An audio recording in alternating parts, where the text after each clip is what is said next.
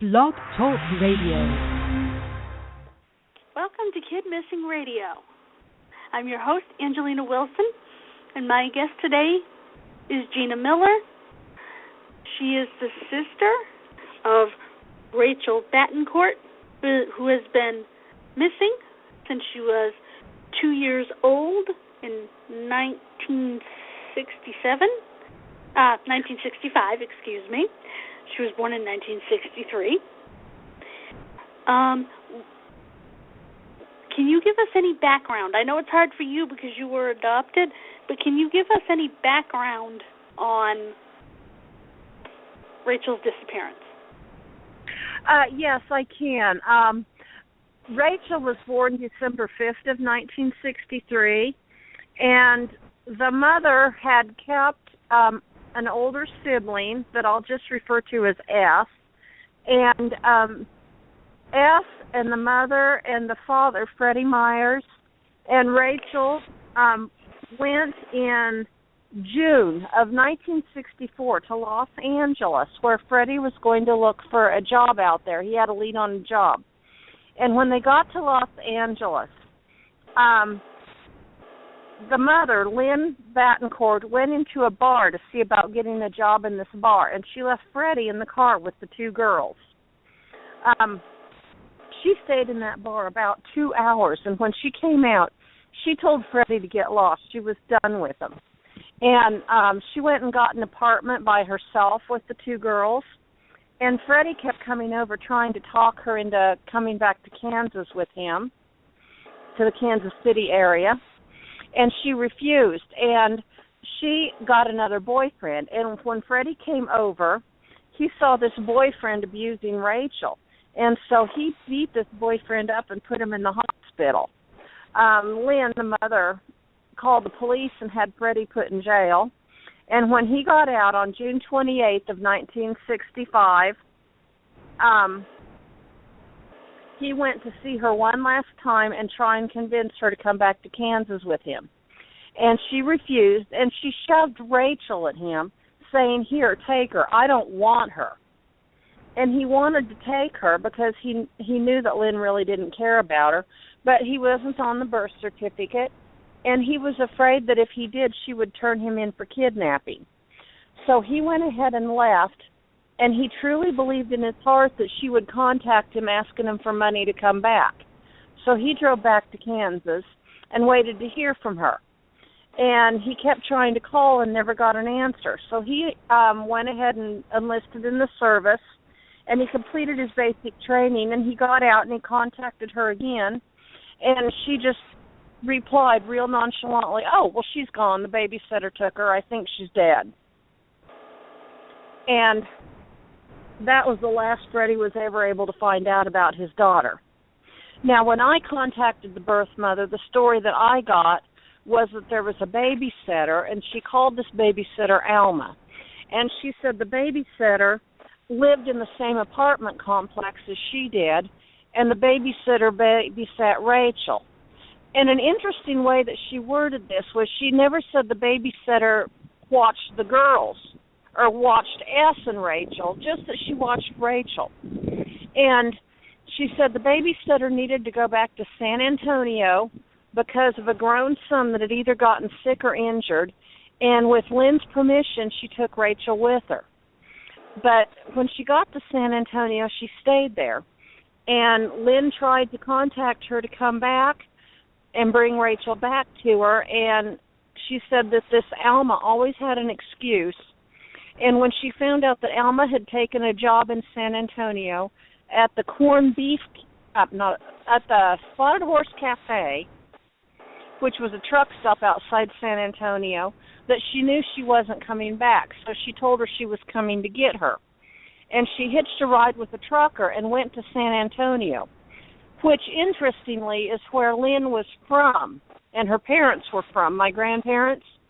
And she stayed with an aunt, and she went to try and get Rachel, but this Alma had already taken off. And so she went to see this grown son of Alma's, and the son told her that she thought Alma had gone back to Tennessee. And this searching for Rachel is extremely out of character for Lynn, because when Lynn left a child, she never thought about that child again. I've confirmed this with credible family members. Yeah. Wow. Now, when your mother told Freddie to get lost, did she take the kids in the bar with her? He waited in the car with the kids. No, when she came back out and told him to get lost. Yeah, well, he stayed and helped her to get into an apartment and everything to be sure the kids were taken care of. He stayed in. Okay. Yeah, for That's why he knew where she was. Yes. She moved into an apartment complex. It used to be a ritzy hotel back in the day, and it was at the cross streets of MacArthur Boulevard in Wilshire, and it overlooked MacArthur Park.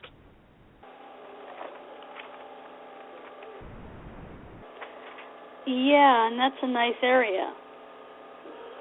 Now, it was. Before this, now you had a scammer who kind of ruined your whole timeline because she said she was Rachel. DNA proved she wasn't. Yeah. We won't give her much time. But you had said at one point, I don't know if it was before that or after that, the cold case investigators were going to work on Rachel's case. Did you get any help from police at all? No, and this scammer pretty well shot that all to the moon and back, because it was about the time I was starting to get some help from cold case investigators that this scammer showed up, and she was using, it wasn't even her birthday, she was using this December 5th, 1963 birth date, and that was just a coincidence. And there had been an article in the paper of Albany, Oregon, about how she didn't have any ID, she was raised by a grandmother, and there was a picture of her, and she had the chestnut red hair and the hazel eyes, and it said she didn't have a birth certificate, and she didn't know who her mother was, and yada, yada, yada. But it was all a made-up story. She knew who she was, and the reason she was doing it was she was older than my sister Rachel. She was already getting Social Security, and she was trying to make a phony ID to get disability at the same time. Oh. And it was just coincidence that she had picked my sister's birthday and had the red hair and green eyes, and she was a horrible person that just saw an opportunity to scam somebody and take advantage of a grieving father.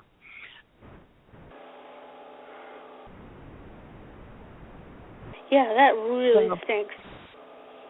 But it shut everything down in the search for Rachel. Yeah, I had written on my message board that you had found her. Well, we thought we had too, because she said she had a baby picture, and I sent her the picture that I had of Rachel, and she sounded so shocked. You know, that's my baby picture, and you know, she really had us fooled. I thought she sent you a copy of the baby picture. She said she couldn't find it. Oh. So. Now, do you think that your mother maybe actually gave her away rather than her just being taken away? It's very possible. And the so-called search for her, one thing I did learn about my mother is when she gave something away, she usually went after it to get it back.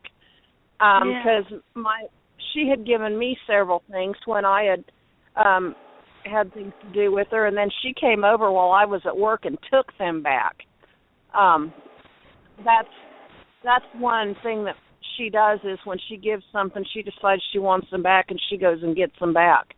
So, because the search for this child is very, very out of character for her, because she abandoned kids and never thought about them again. Some of my siblings died in the hospital all alone, and she didn't care enough to even stay around and sign the death certificate. I saw that. One of your sisters died at like 3 years old all by herself. Yes. all alone in a hospital. She died of pneumonia. And that woman wasn't even around to sign the death certificate. She died all alone. I know exactly where Lynn was when Nadine died, and it was nowhere near. And I've talked to the family. She married into another family while Nadine was in the hospital, and she never mentioned any of the other siblings. These people were stunned to find out about the other ones. They weren't surprised. That was the family of the man that died in Vietnam, right? Yes. They didn't know that she had a daughter in the hospital. They didn't know about Rachel. And she was just off partying and doing all kinds of things. They gave me quite an earful about her. They didn't, and she just left poor little Nadine in the hospital while she was out dating this guy that died that eventually died in Vietnam. So, she did not care about any of her children. Is she still alive? Yeah, she's alive. Yeah, because she would only be, 73?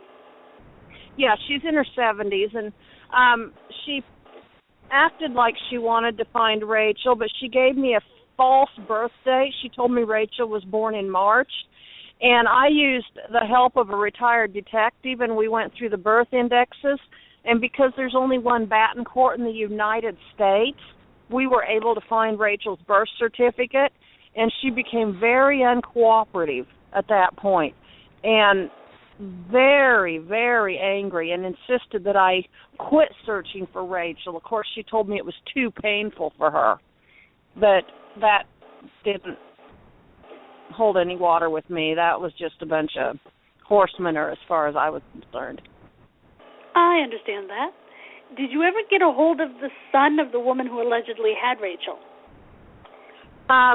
No. We did find a Stephen Johnson that lived at 115 Wingate, which was a duplex thing, and he was listed as a day laborer, but we're still not convinced that Johnson was the last name. In fact, we think it was unlikely. I can give you a hint, though, on adoptions. My mother and I, last December, actually found her sister who was put up for adoption, and much to my grandmother's delight, I might add. My grandmother never wanted to give her up. My great-grandfather made her give her up. In Maine, and every state is different on the year that they do this, if you were adopted before 1953, from 1953 to before, then the adoptions are open and you can get the information. Every state is different. If you know what state she was adopted in, look into the adoption laws, and that may help you out some. Well, Missouri, she was not legally adopted. Missouri and Utah are the two most closed record states in the United States. And I never would have gotten that birth certificate had she been legally adopted. I also found out from the Social Security Administration that there never was a Social Security number issued to a Rachel Battencourt. Well, is it possible that your mother gave her a different one of her many last names that she had, and that's what the Social Security number might have been under? Could she even been adopted as Myers? It wouldn't have been legal, though, because of the birth certificate in Missouri. Because I work with trying to restore access to OBCs for adoptees, and Missouri is just, Missouri is horrible. And that's where Rachel was born. And that birth certificate, we would have never gotten our hands on it. Well, I'm so glad Missouri, Missouri's just terrible. Some states are terrible with their records. Connecticut is, I don't know about adoption, but all their other records they're terrible with. I'm a genealogist, so. So when did the National Center for Missing and Exploited Children do Rachel's age progression, which I did not see, or it would have been on my poster? It's not an actual age progression. This was before I had found Freddie, and what it is it is just a mixture of the mother and some of the siblings combined, because they said Rachel was too young to actually do an age progression from the baby picture that I had. Yeah. Yeah, they sometimes well, usually they'll take pictures of parents and siblings to try to determine what they'd look like when they were older. And the paternal side's not included in that picture at all. Because I was, at that time, I hadn't been able to find Freddie Myers. So, has he been looking all these years?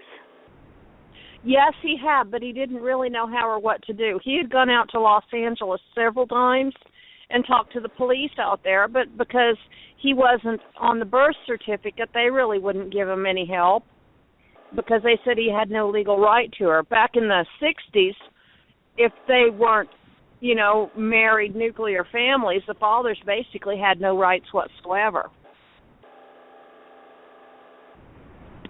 Because he was never married. They didn't get custody either. And they I'm sorry? Get custody either. And they didn't get custody either back then. No. And so that's the reason why when she shoved Rachel at him and said, take her, he was afraid to take her because he was afraid he'd be turned in for kidnapping. And knowing Lynn, she probably would have done it. Oh, goody. Yeah, so, and it's something he's regretted. He's had 52, almost 53 years to regret that. If he was there in the hospital that day, why wasn't he on the birth certificate? Missouri especially is really bad for that. Rachel's first name is not on the birth certificate either. That was called the baby scoop era. When single women gave birth, a lot of times they would not put the first name of the child on the birth certificate, even though they were given a name, and they would not list the fathers because these were considered prime candidates for adoption. And that's a whole other subject that we could get into, but we won't. But it has to do with trying to convince people to put these children up for adoption. Mm-hmm. So the only thing on that birth certificate, as far as Rachel's concerned, is it just says Battencourt, and then it lists female. Then it lists what? And then it lists the child as being female. Where it says male or female, the female box is checked. Yeah. It doesn't even say baby girl. It just says Battencourt. And then the date of birth and the mother's name? Yeah, the date of birth, the mother's name, the time, the weight, all of that. Now, your mother also alleged that this woman had an agency call her and say, give up your rights, and your mother either didn't get the call or said no, and then allegedly called a bunch of agencies and couldn't find the right agency.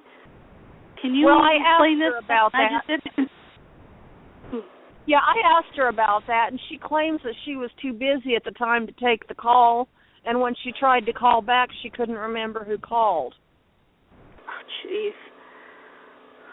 Yeah.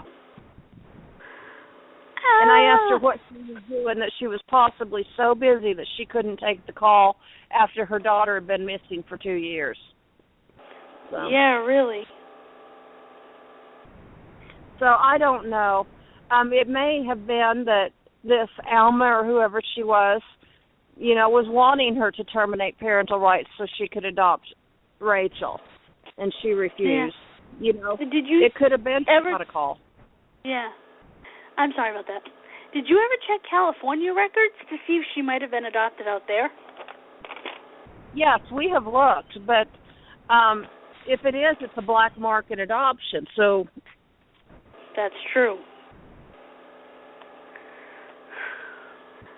One of those Georgia Tan type things. Yeah, Georgia Tan, Seymour Fenichel type things. Is he another one? Yeah, he's another black marketer that's very active in New York. He had paid the birth mother $2,000 for their babies. How much? $2,000. That It's a lot of money in today's money. Yeah, back then it was. Yeah. Wow. So, and we know that they could have been in Texas, Arizona, Tennessee, Missouri, or California. I wrote that down and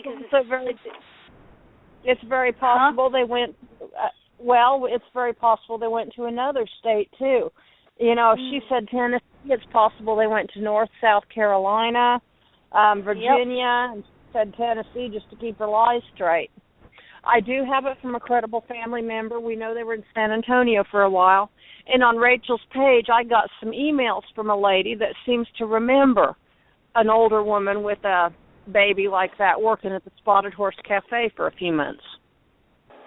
Huh. Oh, that could be helpful. You should have your investigator, I don't know, like what he's charging you or anything, but you should have him do more work than just get the birth certificate. Well, the lady that's helping me now she runs Missing in America. Uh-huh. And I feel very, very fortunate to have her. Nancy Schaefer. Yeah, I've heard of her.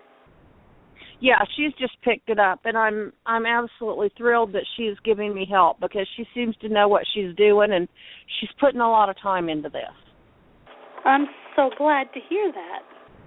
But I haven't got any of the cold case people interested in it yet, but she's really on the ball with this, so I'm hoping we can pick up some of the momentum we got when that horrible, vile crook in Oregon put up a roadblock. Yeah, well, that's why I thought it was important. Oh, I'm sorry. Go ahead. We're just a little wiser now. I've told Freddie, DNA, no daughter. Yeah. What was I going to say now?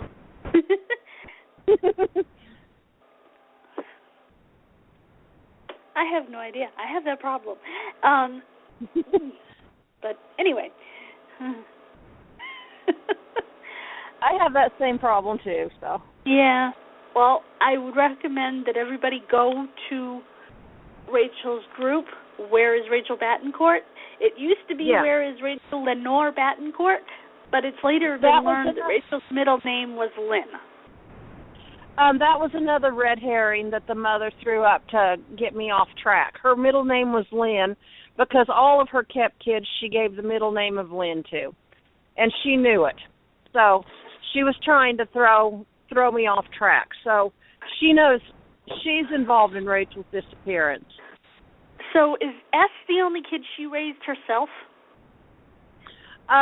There was another one born in 1978 that she kept, and this poor kid survived on his own mostly by stealing small appliances while she was passed out drunk or entertaining men. And he spent most of his adult life in and out of the Oklahoma Department of Corrections. Oh, yay. Yeah, I did read that in you sent me a wonderful synopsis. Yeah, I tried to help him, but I was too little too late for him. He was so set in his ways by the time I got him that there wasn't any helping him. Well, hopefully you got good parents out of all this. We won't go there. Oh, okay. I'm sorry. We have 5 minutes left. Would you like to?